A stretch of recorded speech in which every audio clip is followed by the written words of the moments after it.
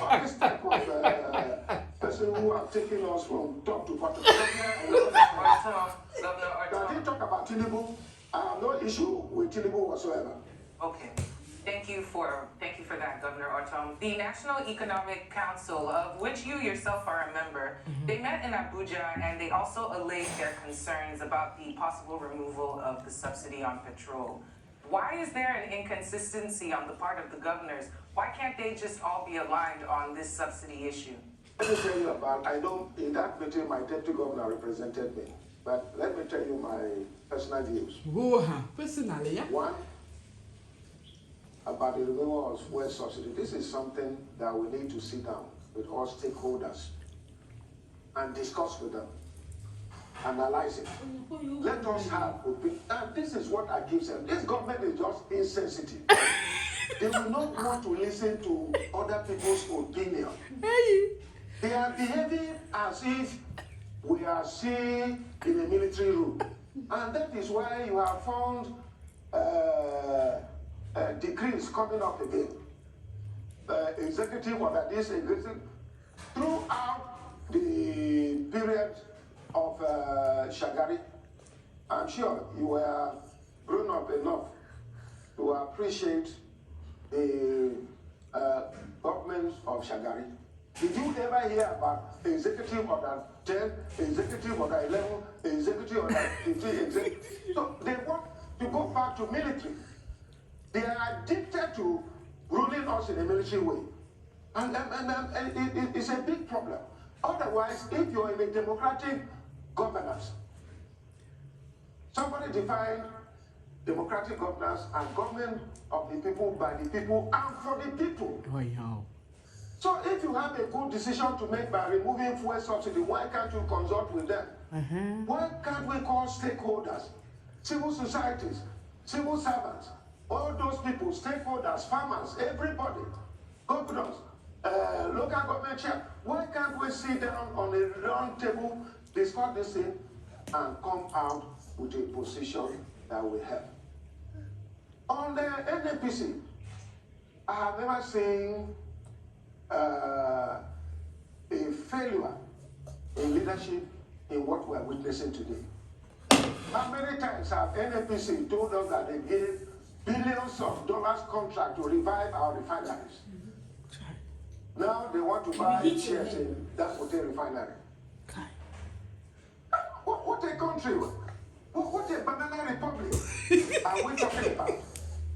NNPC, how many times did they vote money to repair the Kabla refineries? Yes. To repair the Port Harcourt refinery? Yes. The Warren refinery? How many times? Who is asking where did that money go? And what has been done? And why is it that these refineries are not working? Yes. Who has ever come out to ask us? These are pertinent questions that we should be asking. What business have NNPC got in constructing roads?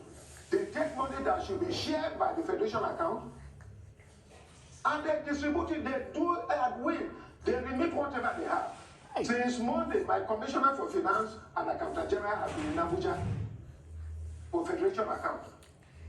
And we are told that NNPC have not remitted anything. I don't know, they said they shifted it to today, whether they will do it today. What business have NNPC got in doing what? So what is the role of Federal Ministry of Works? And what is the role of Ministry of Works in Benue State? And Ministry of Works, Department of Work at the local government? When NNPC are just taking money, doing whatever they want, doing contract, and collecting kickback here and there. Corruption all over the place. Criminals are in government. They are taking them and placing them there. And people are suffering. Now when you talk, nobody wants to listen. And right from the federal, the Federal Executive Council, I can count to you how many criminals I know who were being prosecuted by EFCC. And now they are ministers, so their sins are forgiven. Oh! That was what one party chieftain said. And that is happening. And you tell me you're fighting corruption. Which corruption are you fighting, for God's sake? You are the corruption. People who are stolen chicken. Like Daniel and the man in Taraba, Johnny Yama. They were in prison. How much did they take? And I joined our former former ministry president, President Babangida, who said that he removed someone because he stole 300,000. I did tell you. When he was president. But now, people steal 20 billion and nobody talks about them. Those criminals who are in the federal executive, they know themselves. But the idea, has anybody apprehended them? Do they have immunity? But you go to Anambra and begin to accuse a governor who has immunity, you have not waited until his tenure ends, and you're saying he has stolen. What kind of fight against corruption? These people who are doing this thing, the day of reckoning is coming. Yes. And I've always said that I've never met with the chairman of EFCC, but he's a young man. He should know that he will live if God gives him more than some of us, and more than these people that are operating here. And the day of reckoning is coming. Let it be on record. I told Babu this before, when he was persecuting me here in Benue State. I took him to court, and I defeated him. The court awarded 100 million to me because of the illegality they were doing. If you are given position today, you should know that the permanent thing is changed. You will not be there forever. Magu is not there, no longer there. And you heard all that he was accused of. So these are the issues that we are bringing on board. NNPC have no duty other than to generate revenue and pay to the federation account. Purely. What business do they have in doing roads, in paying contracts that they have no right? So these are the issues. And I tell you, people are not happy. And I don't know whether whoever the media handlers of Mr. President should tell him, if somebody is deceiving that Nigerians are happy, Nigerians are not happy. The entire system has collapsed. No, be your child. I know what I go through. There are certain things here. As the governor of Benue State, the chief secretary, I cannot say it here. But the entire system has collapsed. All, whether security architecture, the economic architecture, the social life of people are collapsed. Well, everybody is suffering. He may be there, he may not know. He may not be aware of what I'm saying. But maybe somebody should tell him that Nigerians are not happy and they regret voting him into power as president of this country. Okay, If somebody Governor. doesn't tell him, I want Yes. him to know that this is the truth. Okay, Governor Ortom, let me cast your mind back to early this month.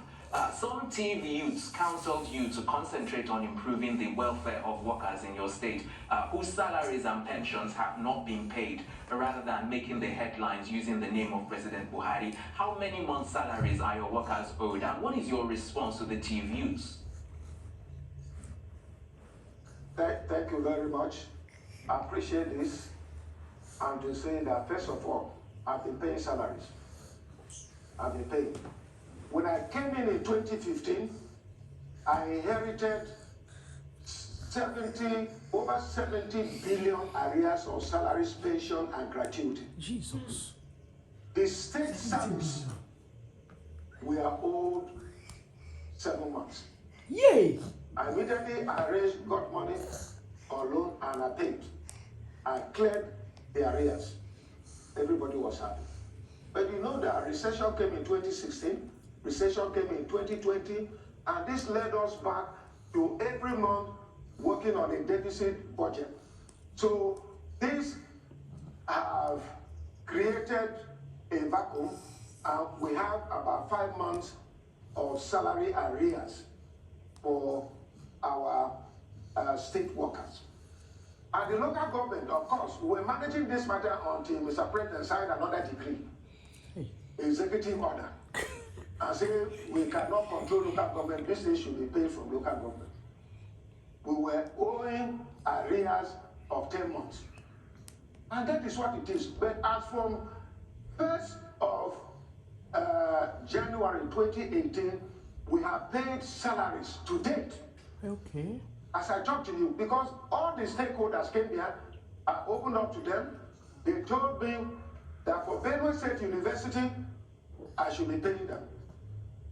And since that time, I have not failed. I am not owing workers in Benue State University, which is an average of 600 million every month. But for other categories of workers, because of the challenges that came at the state level, I'm owing 6 months. At the local government level, it's about 10 months. That is alongside with teachers. But it is what I inherited. But I've implemented minimum wage. I've implemented 27%, and to let you know that workers in Benue State are taking the highest salary outside Lagos and River State. You can go and verify this yourself. In some states in the north, Benue State is paying double what they pay them. That is what I inherited. But in the entire north, I am paying the highest salary in Benue State. And you know that Benue State is a civil service state. The economy is supported by the civil service, actively supported by pizza farmers who are now in the IDP camps. We've been able to do this. The pension you're talking about, I also inherited it. But I have done something that no governor have ever done in Benue State since I came in. I have domesticated pension law. As I talk to you, we have over 4 billion that have been collected from both the state government, 10% and 8% from the civil service. And in no distance time, no civil servant will retire and will require gratuity or pension from government. They'll be paid through these savings that are being made. So this is the challenge we have inherited. We have handled this properly. The workers know at the local government level, the union of NOGE, the union of NUT, the union of pension sit with the local government staff. This is my own innovative way of trying to show transparency to ensure that everybody knows what is happening.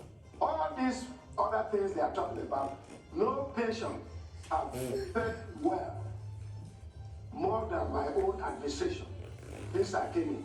All those things are instigated. But as for salaries, since 2018 to date, as I talk to you, I've been paying salaries.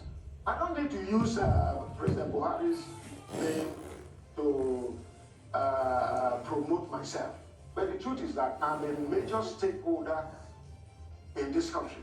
As governor of Benue State, I once served as my local government chairman. I served at various positions at the party level. I served as a minister in the Federal Republic of Nigeria before I became governor. This is my second term. This is my country, Nigeria. I have no other home. I have no investment any other place other than Nigeria. So if you don't want me to talk about this, I also voted for presidency, please.